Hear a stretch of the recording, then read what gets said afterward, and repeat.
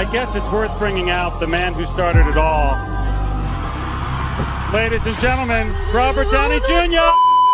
Iron man return. Well, internet पे इस topic पे काफी बार आपको वीडियो मिल गई होगी क्योंकि इस टॉपिक पे व्यूज भी अच्छे खासे आते हैं। बट अगर मैं सच बताऊं ना तो दिसंबर के मंथ में रॉबर्ट डाउनी जूनियर ने ये बोला था कि ही ऑल डन विद मार्वल, मतलब मार्वल के साथ रॉबर्ट डाउनी जूनियर का जो भी था वो सब खत्म हो चुका था।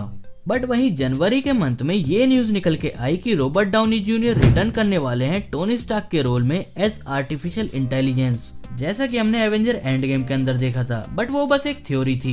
बट रिसेंटली रेडिट की थ्योरी के अकॉर्डिंग जब टोनी स्टार्क अपनी बेटी मॉर्गन स्टार्क से लास्ट बार लव यू 3000 बोलता है तो वो कोई रिकॉर्डिंग नहीं थी, बल्कि वो टोनी की एआई थी। क्योंकि उस रिकॉर्डिंग में जब टोनी मॉर्गन से लव यू 3000 बोल रहा होता है तो वो मॉर्गन से सीधा आई कांटेक्ट करता है। आई मीन इस थ्योरी के अकॉर्डिंग कि टोनी की रिकॉर्डिंग को मॉर्गन स्टार्क की मतलब अपनी बेटी की एग्जैक्ट लोकेशन कैसे पता थी। एंड प्लस हम इस सीन में स्टीव और थोर को भी पीछे सैड देख सकते हैं। And I think iron man लोगों का फैन फेवरेट इसलिए है क्योंकि आयरन मैन हमेशा दूसरों के लिए खुद को सेक्रीफाइस करने के लिए रेडी रहता है। जैसे कि आयरन मैन 3 के अंदर जब टेररिस्ट टोनी की बिल्डिंग पे अटैक कर देते हैं तो टोनी अपने आप को बाद में बचाता है बट पेपर को पहले बचाता है। एंड ऑल्सो इवन अगर एवेंजर एंड गेम में टोनी चाहता तो ये बात किसी को नहीं बताता कि उसने मोरबियस स्ट्रिप का इन्वेंशन कर दिया है जिससे कि एवेंजर्स टाइम ट्रेवलिंग कर पाए थे। बट एक्चुअल में सच तो ये है कि पीटर ही वो एग्जैक्ट रीजन था जिसकी वजह से टोनी ने एवेंजर्स की हेल्प करी थी। एंड पीटर भी ये बात कभी नहीं जान पाया कि टोनी ने पीटर की वजह से टाइम ट्रेवलिंग करी थी। एंड एमसीयू के अंदर आयरन मैन को रिटर्न तो लाया जा सकता है बट किसी छोटे मोटे खतरे के लिए नहीं। आई मीन स्केल बहुत बड़ा होना चाहिए। आई मीन आयरन मैन से पहले एमसीयू का कोई बड़ा विलन भी रिटर्न कर सकता है जो मर गया हो, लाइक सुपीरियर स्ट्रेंज जो कि इल्यूमिनाटी का मेंबर था। एंड ऑल्सो आई नो कि आप ये सोच रहे होगे कि मल्टीवर्स ऑफ मैडनेस के अंदर तो इल्यूमिनाटी स्ट्रेंज मर गया था तो वो सीक्रेट वॉर्स में मेन विलन कैसे हो सकता है। वेल, जिस तरह Ant Man and the Wasp Quantumania वाला कैंग वापस आ सकता है उसी तरह मल्टीवर्स ऑफ मैडनेस का इल्यूमिनाटी स्ट्रेंज भी वापस आ सकता है। आई मीन इल्यूमिनाटी स्ट्रेंज के वापस आने के चांसेस तो हैं क्योंकि ये बात हम सभी को पता है कि इल्यूमिनाटी स्ट्रेंज को किसी मैजिक से नहीं मारा गया था बल्कि ब्लैक बोल्ट के शोर से वो मर गया था। एंड यहाँ पे इस पॉइंट पे ऐसा भी हो सकता है कि इल्यूमिनाटी स्ट्रेंज ने इल्यूमिनाटी के मेंबर्स के आगे अपना एक ऐसा इल्यूजन बनाया हो जिसमें वो मर गया, जैसा इल्यूजन वांडा ने डॉक्टर स्ट्रेंज के आगे बनाया था जिसको डॉक्टर स्ट्रेंज भी नहीं पहचान पाए थे कि वो रियल है या फिर fake. So I think illuminati strange के वापस आने के चांसेस तो हैं। एंड अगर इल्यूमिनाटी स्ट्रेंज मर भी गया होगा तो कैंग उसे दोबारा इजीली जिंदा कर सकता है। एमसीयू में डेथ को किस तरह रिवर्स करते हैं ये हमें पहले ही दिखाया जा चुका है, जैसे थैनोस ने विजन को टाइम स्टोन की हेल्प से जिंदा करा था। एंड ऑल्सो हाँ, टाइम स्टोन किसी स्पेसिफिक ऑब्जेक्ट और लिविंग बीइंग पे भी वर्क कर सकता है और कैंग के पास इन्फिनिटी स्टोन्स की कोई कमी नहीं। Plus Ant Man and the Wasp Quantumania के अंदर हमने एक प्लेस पे इन्फिनिटी स्टोन्स को भी देखा था। कुछ टाइम पहले एक ऐसी थ्योरी निकली थी जिसके अंदर हमें पता चला कि कैंग ने टोनी स्टार्क को इसलिए मार दिया, मतलब किसी अनोदर यूनिवर्स के टोनी स्टार्क को, क्योंकि वो उससे डरता था। And also in Ant Man and the Wasp Quantumania के अंदर हमने देखा कि कैंग एंटमैन से बोलता है कि मैंने काफी एवेंजर्स को मार रखा है, जिसका मतलब ये भी है कि उसने किसी और यूनिवर्स में आयरन मैन को भी मार रखा होगा। बट द क्वेश्चन इज कि आखिर किस टाइम कैंग को ये पता चला होगा कि टोनी स्टार्क फ्यूचर में उसके लिए कोई खतरा बन सकता है। वेल, इसके लिए हमें एवेंजर एंड गेम में जाना होगा। तो जब एवेंजर एंड गेम के अंदर टोनी स्टार्क के पास आते हैं टाइम ट्रेवलिंग की हेल्प के लिए, तब टोनी ने टाइम नेविगेशन डिवाइस बनाया था। एंड ये डिवाइस काफी ज्यादा सिमिलर था ही हू रिमेन्स के हैंड डिवाइस से, जो कि हमने लोकी सीजन 1 के अंदर देखा था। एंड इस टाइम ट्रेवलिंग डिवाइस की वजह से ही एवेंजर्स ने टाइम ट्रेवलिंग करी थी। बट लोकी सीजन 1 के अंदर हमें पता चला कि ही हू रिमेन्स ने एक एजेंसी बना रखी है टीवीए नाम से। एंड पूरे टीवीए का काम लोगों को टाइम ट्रेवलिंग करने से प्लस मल्टीवर्सल लेवल पे ट्रेवल करने से रोकना है। बट जब वहीं इस स्टेटमेंट के साथ लोकी ने टीवी एजेंट रमोना रेंसलेर से ये पूछा कि आखिर एवेंजर्स ने भी तो टाइम ट्रेवलिंग करी है तो उन्हें क्यों नहीं पकड़ता टीवीए। एंड तब टीवीए वालों ने बोल दिया कि जो एवेंजर्स ने करा वो विधि का विधान था। बट सच बात तो ये है कि कैंग ने टीवीए को मना करा था कि एवेंजर्स को वो ना पकड़े, क्योंकि कैंग एक 31st सेंचुरी का साइंटिस्ट है एंड वो टाइम ट्रेवलिंग भी कर सकता है। बट टोनी ने टाइम मशीन की इन्वेंशन 21st सेंचुरी के अंदर कर दी थी, मतलब जब कैंग पैदा भी नहीं हुआ था तब टोनी ने टाइम मशीन की इन्वेंशन कर दी थी। तो अगर कैंग टोनी को रोकता या फिर बाकी एवेंजर्स को रोकता तो टाइम मशीन कभी इन्वेंट नहीं हो पाती और इस वजह से कैंग टाइम ट्रेवलिंग नहीं कर पाता, वो बस नॉर्मल साइंटिस्ट बन के रह जाता। एंड ऑल्सो ये पॉइंट भी लेके जाओ कि कैंग अगर एवेंजर्स को टाइम ट्रेवलिंग करने से रोकता तो कैंग को थैनोस का सामना अकेले करना पड़ता, जिसने इन्फिनिटी स्टोन्स का यूज करके आधे यूनिवर्स को डस्ट में बदल दिया। But on the other hand Kang ने उन इन्फिनिटी स्टोन्स को पेपर वेट की तरह अपने ऑफिस में लगा रखा था। It is funny right? And Tony Stark अगर जिंदा होता तो वो टाइम ट्रेवलिंग को मल्टीवर्सल लेवल पे भी पहुंचा देता।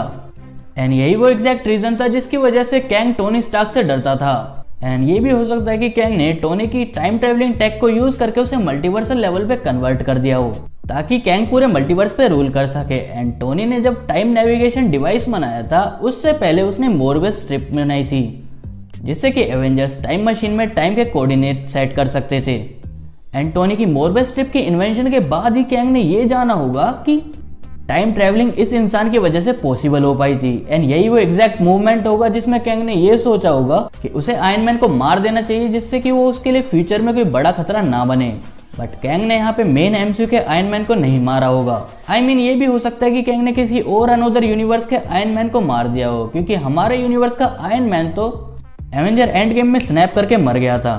ऑल्सो इस बात के भी काफी हाई चांसेस है कि आयरन मैन वापिस आ सकता है। जब एवेंजर्स को कैंग से लड़ने में दिक्कत होगी तो उन्हें किसी टेक जीनियस की जरूरत होगी। एंड एमसीयू के अंदर डेथ को किस तरह रिवर्स करते हैं ये तो हमें एक बार थैनोस ने बताया था, विजन को दोबारा जिंदा करके टाइम स्टोन से। एंड दूसरी बार थोर लव एंड थंडर में हमने देखा था कि गॉड द गॉड बुचर ने इटर्निटी से विश करके अपनी बेटी को जिंदा करवाया था। तो हो सकता है कि कोई इटर्निटी से विश करके टोनी स्टार्क को भी जिंदा करवा ले, क्योंकि ये मल्टीवर्सल लेवल की थ्रेट है। तो एंटमैन एंड द वास्प क्वांटमनियम में जो कैंग हमें दिखा था उसका नाम नथेनियल रिचर्ड्स था, बट पहले इसका नाम नथेनियल स्टार्क रखने वाले थे। वैसे इस बात के भी काफी हाई चांसेस है कि टोनी स्टार्क कैंग की आने वाली पीढ़ियों का वंशज है, क्योंकि टोनी और कैंग की टेक्नोलॉजी काफी सिमिलर है। And also Avenger earth mightiest hero के एक एपिसोड में तो ये कवर भी करा गया है कि टोनी की और कैंग की टेक्नोलॉजी काफी सिमिलर है। एंड एवेंजर असेंबल के एनिमेटेड शो में कैंग टाइम में पीछे जाता है ताकि वो टोनी स्टार्क को मार सके, क्योंकि टोनी स्टार्क उसके लिए एक बड़ा खतरा था। एंड यकीन मानो मैं ये बात हवा में नहीं बोल रहा हूँ कि टोनी की टेक कैंग की टेक से काफी ज्यादा सिमिलर है। एंड ऑल्सो अगर आपको नहीं पता तो मैं आपको दोबारा बताना चाहूंगा कि जब लोकी सीजन 1 के कॉन्सेप्ट आर्ट रिलीज करे गए थे तब हम वहाँ पे एक बोर्ड पे एक इक्वेशन देख सकते थे। एंड ऑल्सो ये कैलकुलस इक्वेशन काफी ज्यादा सिमिलर लग रही है टोनी की मोरबियस स्ट्रिप से। एंड ऑल्सो ऐसा भी हो सकता है कि कैंग को टोनी की मोरबियस स्ट्रिप की इन्वेंशन के बाद ही टोनी के बारे में पता चला हो। एंड ऑल्सो मैं ये भी सोचता हूँ कि यही वो एग्जैक्ट मूवमेंट होगा जिस टाइम पे कैंग ने ये सोचा होगा कि उसे टोनी स्टार्क को मारने की जरूरत है, ताकि वो उसके लिए कोई बड़ा खतरा ना बने। वैसे तो Avengers Kang the conqueror comic book के अंदर कैंग ने काफी सारे एवेंजर्स को मार के उनके वेपन्स कलेक्ट कर रखे हैं, जैसे कि कैप्टन अमेरिका की मल्टीपल शील्ड, थोर के मल्टीपल हैमर, आयरन मैन के multiple helmets. I think Kang ऐसा इसलिए करता होगा क्योंकि उसे ऐसा शौक होगा कि अपने दुश्मनों को मार के उनकी कोई निशानी रख सके। बट लोकी सीजन 1 के कॉन्सेप्ट आर्ट में भी हम देख सकते हैं कि ही हू रिमेन्स ने आयरन मैन का एक हेलमेट रख रखा है अपने पास। बट ये जरूरी नहीं कि ही हू रिमेन्स ने टोनी स्टार्क को डायरेक्टली मार के उससे ये हेलमेट कलेक्ट करा होगा।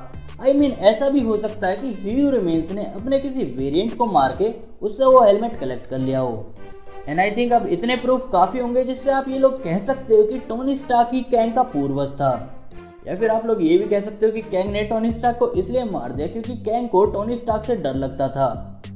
एंड फ्यूचर में कैंग ने टोनी की टेक्नोलॉजी को एडवांस करके उन्हें यूज करना शुरू कर दिया। But Ant Man and the Wasp Quantumania के अंदर हमने देख ही लिया कि जो मेन कैंग था वो कितना ज्यादा पावरफुल था। वही आगे चल के प्राइम कैंग बनेगा एज ही हू रिमेन्स।